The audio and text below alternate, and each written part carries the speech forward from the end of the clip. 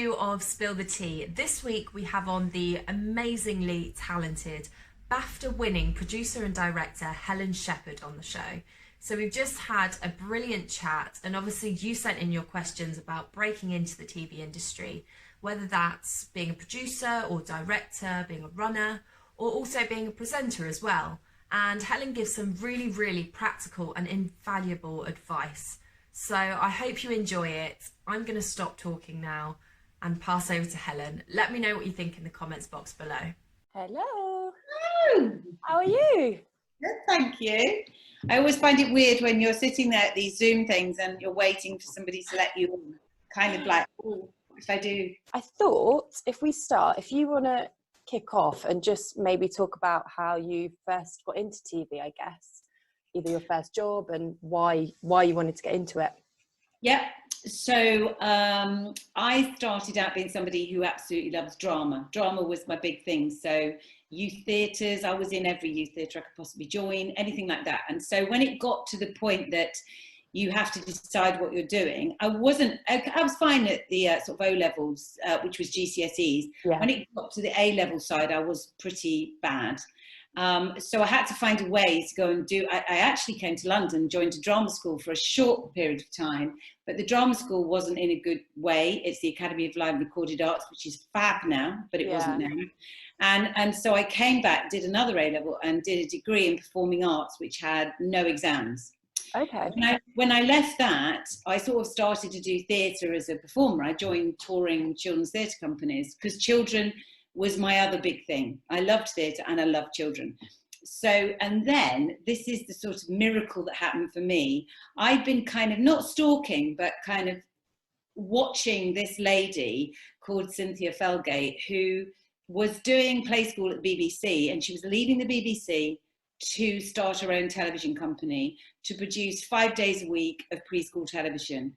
And I wrote her a letter and she said, come and see me. And sort of the rest, after that, she gave me a job and I kind of worked my way up. So that's how I got in. Yeah, that's amazing though.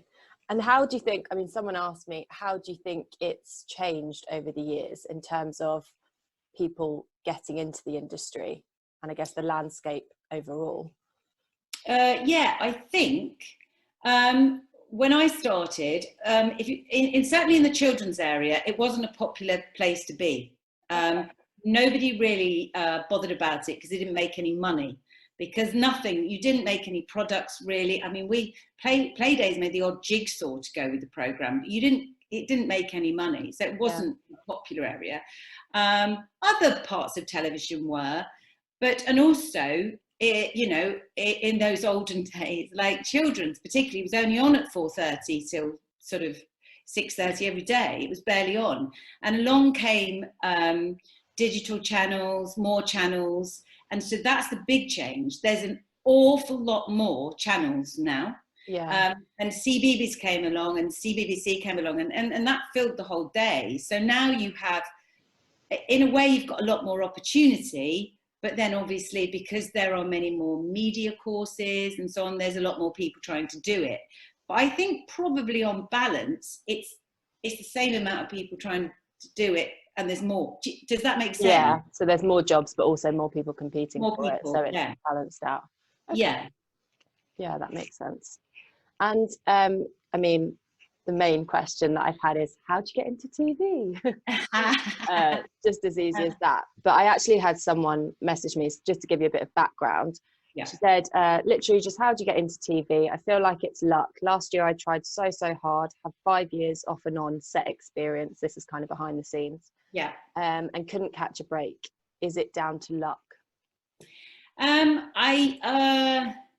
I guess if you're working hard at it, there's got to be an element of luck in terms of who you happen to bump into or who you happen to meet. Yeah. What show, presumably, I don't know, this person was doing some running or something or on things. Yeah, I think she tried to get some running work, but she had a few kind of weekends here and there kind of behind the scenes, but wanted to make it more full time. But just couldn't catch a break. Yeah, and I think there has to be an element of that luck coming in with, if you're working hard at it, but it is hard work. I mean, Yeah, the only thing I would say is one thing I want to make clear is you do not need to have a background or family that are in the industry. You can get in. I didn't have any family that had anything to do with children's television, and I know lots of people, or television in general, I know lots of people that don't have a background in it or family involved in it, and they have still got into it. So it is persistence, and it's also, it depends what you've done. And obviously I don't know the background of this person, but if you've just sent emails, that's not going to get anywhere. It is that almost, I'm not advocating everyone does it necessarily, but if you've got the guts, walk round the production companies in London with your CV and knock on the doors. I mean, you can't do that now. Sadly, can't do that now. Yeah. But, you know, when you can, walk around those production companies and go in and say, are there any opportunities just for a runner? Here's what I've done so far. I do know people that have done that, and I do know people that have got work out of it. So yes, on the luck question, it's probably a bit of luck at the end, but the hard work will really pay off, and you've just got to keep at it. If you really want to do it, just keep being persistent. Keep following those companies and seeing what they're doing. Yeah, because I remember, I mean, we only spoke a couple of weeks ago, I think it was, and I remember thinking, oh, it is down to luck, and you have to know people already. And but actually, after chatting to you, I realised that it's not all down to luck at all. Obviously there's an element, but I don't know if it's necessarily luck, it's more good timing. For you personally, how would a presenter stand out amongst the crowd? I guess, how would they stand out? Certainly that they're not too pushy, probably, and relaxed and comfortable in themselves. So I think that's a really big plus, that you're comfortable in yourself. So when you turn up, you're not trying to just please. You are actually happy with yourself and what you're doing, because one of the things is, obviously, we're always looking for specific sort of people to fit a specific kind of role or present a program. And that's across the board. I think people are looking for somebody. And if they feel someone's comfortable, relaxed in themselves, they're going to be happier throughout the audition process. It's going to find it easier to chat. Yeah. So that's the biggest quality, I think. Don't try and please or be too pushy, because they'll notice, they'll see it. They'll see it. Definitely. And then on the other side of things, because I remember you mentioned before, even someone making a good cup of tea can make the difference. Oh, and that makes, certainly in production terms, you know, a runner that turns up with a cup of tea that is lovely, you remember them, you really remember them. So I would say coffee or tea, learn how to make it so that you don't get it wrong. That's good advice, though. It's not something you first think of. No. Okay, this is a presenting one.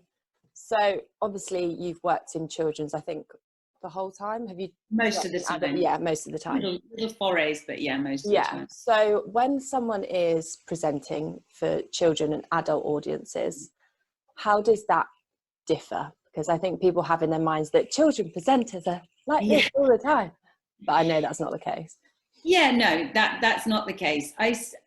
Some of the language probably has to change. You have to be careful about your language and how you describe stuff, because particularly if you're doing very young children, they just need it described in a different way.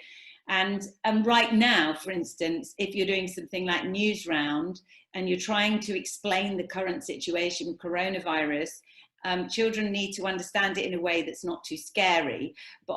But so you have to get your language right. You don't have to change into being a kind of, hello everyone, it's me. You don't have to go into a crazy thing. You can still be, there are so many varieties of people. You still have to be true to yourself. And if you are a wild and wacky person, then that's fine. Then that means you're comfortable in your own skin at being wild and wacky. But don't suddenly become wild and wacky if you're really a calm, more considered person. That's what I think. So it is about being really true to yourself. It's more the language. Being visual is good with children as well. It has to change. Yeah, and I think as well they can really see through it if you're putting it on as well. So like you say, it starts to fade if you're putting on this big character, so don't patronize them. Yeah, don't patronise, don't be fake. Never crouch down to a child, never sort of lean, sorry, you can crouch with them, but never lean over them in a patronising manner. It's not good. Yeah, see right through it. Okay, what is your best advice for approaching production companies? So I think sort of slightly touched on it. yeah. First of all, find out a lot about them. Make sure it's a production company that you know a lot about. You know their work, you know what they do, and that you're interested in that. So, because generally, I mean, there are companies that do more food programs, there are companies that do lifestyle, there are companies that do more scientific documentaries. Make sure you fit that and you're interested in it. Make sure you know their programs. So if you are going to approach them, again, it's sending a letter round is a good idea. Go on their websites, check whether they're hiring, keep a lookout, because some of the times they literally are hiring. Follow them on Twitter, follow them on LinkedIn, follow them on anything you can possibly follow them on, where they're going to announce what they're doing. And the other way is, if you're coming in, I wouldn't say you would necessarily do this if you were a high level, but if you're coming in at the ground where you just want to run a job, then find out where they're based and try and go and visit them. Yeah. Okay. And pop in to say, is it possible for me to talk to someone? I'm trying to get in, I'm really interested. Here's my CV. Can I leave it with you? And they might just have that job. And again, it's that persistence at thinking, right, well, I've approached them then, I'll wait a couple of months and I'll go back and I'll approach them again and see what they're doing.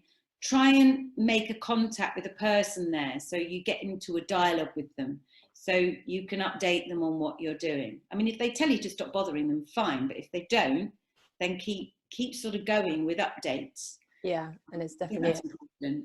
And there's a balance, isn't there, between pestering someone. Yeah, don't be a pest. Yeah, golden rule, don't be a pest.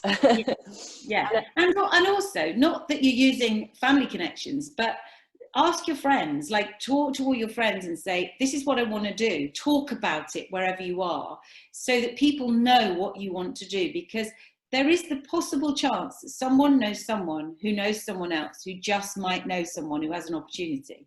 Yeah, I think, and this is a top tip. If your parents or your family knows somebody that's in television, so I often get another parent approach me and say, oh, my daughter wants to be in television or something, and I always say, well, get them to write to me. Yeah. So it's very important that I see that they're interested, and it's not just the parents trying to push them along, because I want to see that they're keen. And I do give people a chance if I can, like that, but I want to see that it's coming from them and what are they interested in. Yeah, that's quite important.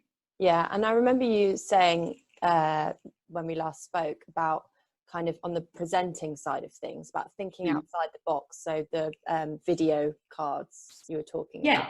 Yeah.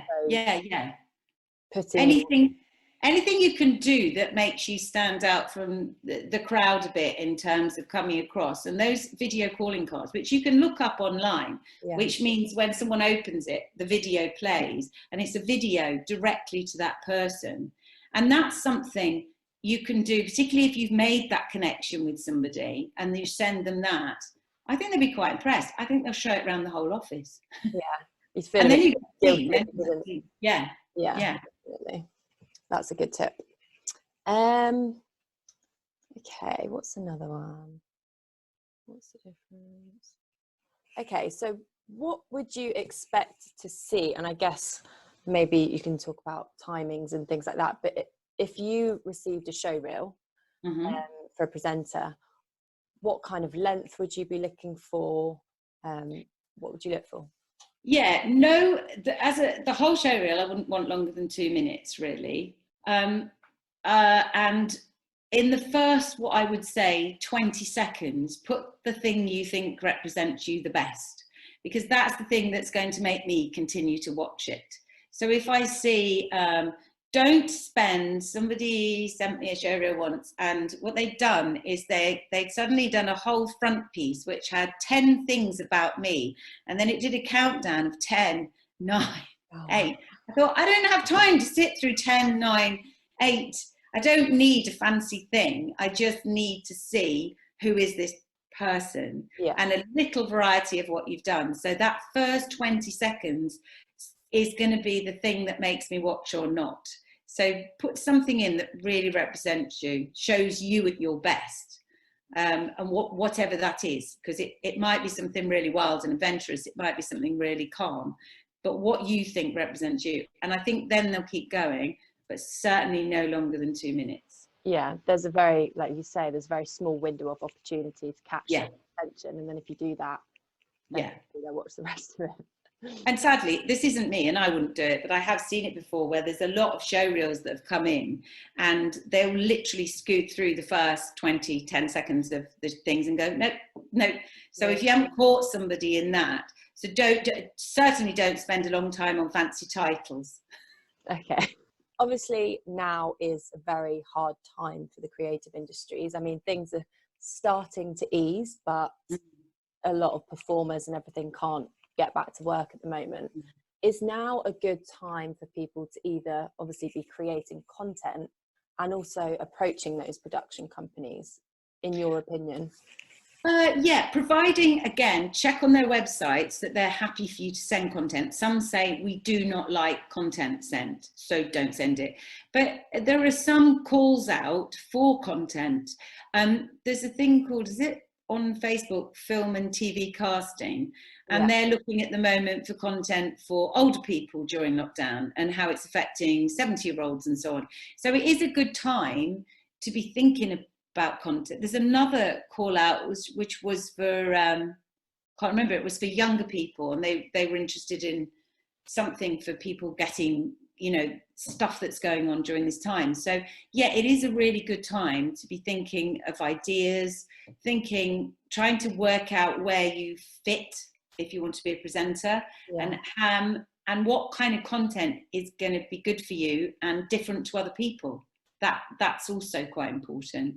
And getting up your YouTube channel and building that so you've got content there. And definitely approach the production companies, but make sure that you are not approaching them if they say don't. Okay, so I guess the key thing is do your research. But I just wanted to ask you, if you kind of went back to the very start of your career, breaking into the TV world, if there was one thing that you could tell yourself or give yourself advice about, what would it be? Because obviously you've won a BAFTA now and you've been very successful. Yeah. What would you tell yourself? I would actually say to myself, be even bolder than I was. I mean, yes, I did write letters, and yes, I did make connections, but there were times, there was an interesting time in my life where I sort of did shift a bit, and I was trying to shift, and then I had a baby, and I sort of then went backwards from that shift to look after my children. I never stopped working though. If you are having children, never stop, keep going. Because you can do it. But I think after that, I wasn't bold enough with trying to get back to doing some different stuff. I sort of, work came to me and I continued with that. And this is why I think I always want to encourage people to be bold. You can do this, go out, make connections.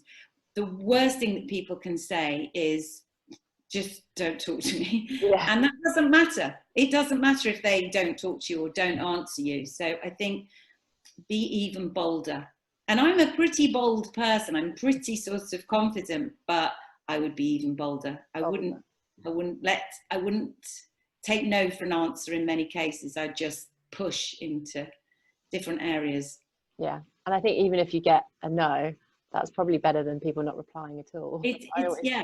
Yeah, at least if you've got a no, they've spoken to you. Yeah. Yeah, definitely. I know you've got a new show coming out on Amazon. Or is that already out?